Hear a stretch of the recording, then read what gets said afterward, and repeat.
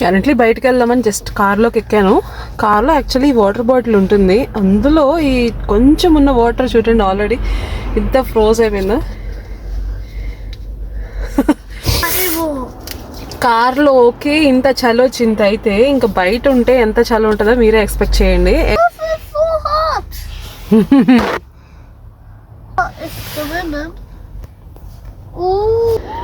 So ఈరోజు అయితే ఇంటి దగ్గర ఇంకొక పెద్ద పార్క్ ఉంది, అక్కడికి వచ్చాము.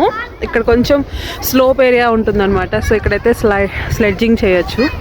మా వాడు వస్తున్నాడు. ఇక్కడ స్నో అంటే అసలు నిజంగా చలి అనిపిస్తుందేమో కానీ బట్ వన్స్ ఇట్లాంటి ఆటలు చూసాక ఎంత ఆనందంగా ఉంటుందో. చిన్న పిల్లల్లాగా నేను కూడా భలే ఎంజాయ్ చేస్తాను వీటితో పాటు.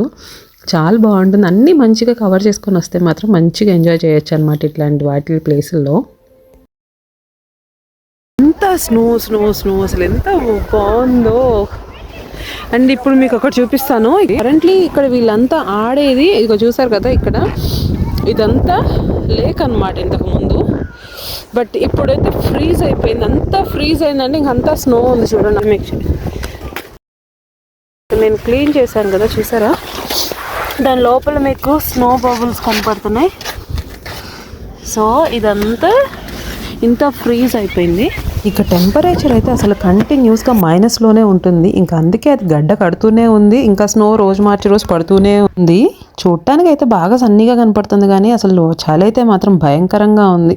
గట్టిగా వారం రోజులు ఈ స్నోని భరిస్తే చాలు. ఇంక ఎప్పుడెప్పుడు మా వెకేషన్ స్టార్ట్ అవుద్దా అని వెయిట్ చేస్తున్నాను. ఇంతకు ఎక్కడికి వెళ్తున్నాం అనుకుంటున్నారో గెస్ చేయండి. ఉంటాను మరి, నెక్స్ట్ వీడియో కలుద్దాం.